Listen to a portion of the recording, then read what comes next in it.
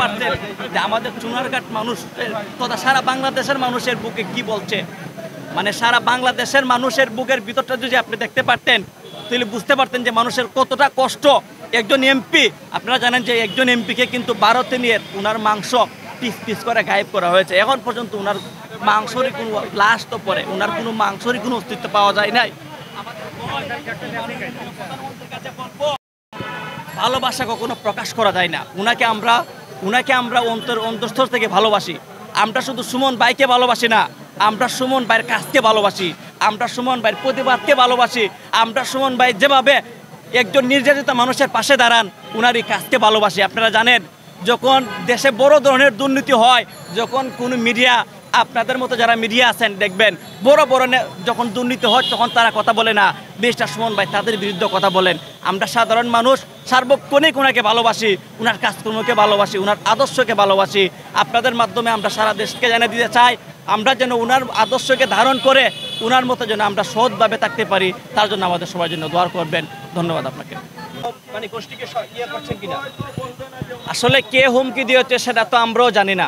আপনারা জানেন যে আমাদের চুনারঘাট থানার ওসিকে একটি সন্ত্রাসী দল বলে যে ব্যারিস্টার সুমন ভাইকে খুন করার জন্য 4-5 জনের একটি টিম মাঠে নেমেছে এবং তারই ধারাবাহিকতায় শনিবারে একটি জিডি করা হয়। এবং আমরা অত্যন্ত দুঃখ ভরা মন নিয়ে বলতে হয় শনিবারে আমরা জিডি করেছি, অথচ খবর কিন্তু পাওয়া হয়েছিল আরও 2 দিন আগেই।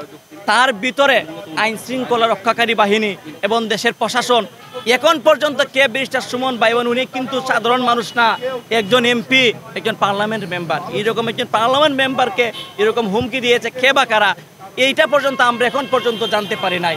প্রশাসনের কাছে আমাদের অনুরোধ রইল অতি শীঘ্রই যেন হুমকিকারীকে শনাক্ত করে আইনের আওতায় আনা হয়।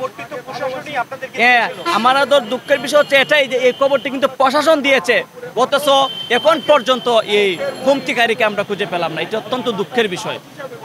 প্রশাসন কি কোনোভাবে কোন সূত্র থেকে আসলে মানে তারা এই সন্দেহ করেছে? কি বললেন আপনি? প্রশাসন আসলে যে সূত্র থেকে শঙ্কিত এবং আপনাদেরকে জানিয়েছে সুমন ভাইকে, আসলে সেটি তারা ক্লিয়ার করেননি।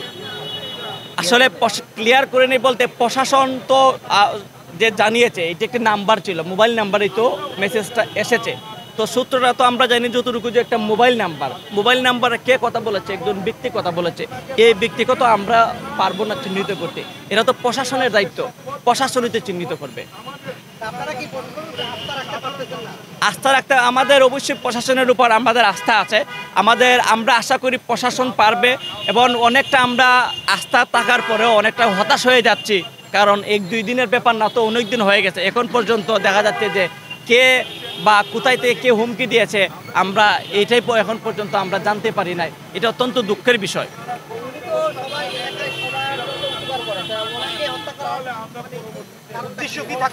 আসলে আমি মনে করি যে আপনারা জানেন উনি এমপি নির্বাচিত হওয়ার পরেই কিন্তু আপনি দেখবেন যে যত দুর্নীতিবাজ আছে দেশের, আমি মনে করি যে আপনারা জানেন যে উনি দুর্নীতিবাজদের বিরুদ্ধে কথা বলেন, অন্যায়ের বিরুদ্ধে কথা বলেন, এবং আপনারা আরও অবগত আছেন যে উনি যখন দুর্নীতির বিরুদ্ধে কথা বলেন তখন কিন্তু সে কত বড় এটা চিন্তা করেন নাই যে সে কেমন কিছু করতে পারবে কিনা, সে তো অনেক বড় দুর্নীতিবাজ যেই হোক না কেন। যখন আপনাদের মতন মিডিয়ারা কথা বলেন নাই, আমরা দেখেছি যে ব্যারিস্টার সুমন ভাই কথা বলেছেন, উনি মুখ খোলার পর দেখা যাচ্ছে যে অনেকগুলো টিভি চ্যানেলে নিউজ করেছে ওনার নিউজটাকে দিয়ে। তো আমি মনে করি যে উনি যে দুর্নীতিবাজদের বিরুদ্ধে কথা বলেন, এই দুর্নীতিবাজরাই হয়তো ঐক্যবদ্ধ হয়েছে যে ব্যারিস্টার সুমন ভাই কিন্তু একটি কথা বলেছেন যে আমি নিজে দুর্নীতি করব না এবং কাউকে দুর্নীতি করতেও দিব না। উনি এমপি হওয়ার পর একটি কথা বলেছেন যে আমি নিজে মাল বানাইব না, কাউকে অবৈধভাবে মাল বানাইতে দিব না। আমি মনে করি যারা অবৈধভাবে এবং যারা দুর্নীতিবাদ এইরকম একটি মহলেই উনার বিরুদ্ধে লেগেছে।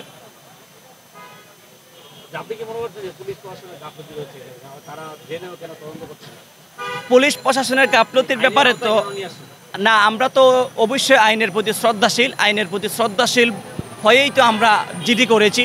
এখন এই জিডি দেখা যাচ্ছে যে এখন পর্যন্ত কোনো কিছু সুরা হয় না বলেই কিন্তু আমাদের চুনারঘাটে আপনি জানেন যে আজকে কিন্তু একটি বড় ধরনের সমাবেশ ছিল এবং মাধবপুরেও কিন্তু গতকাল একটি বড় মানববন্ধন হয়েছে, এগুলো কিন্তু আমাদের চুনারঘাট মাধবপুরের সাধারণ মানুষ যারাকে ব্যারিস্টার সুমন ভাই ভালোবাসেন ওনারাই কিন্তু এই আন্দোলনের ডাক দিয়েছে।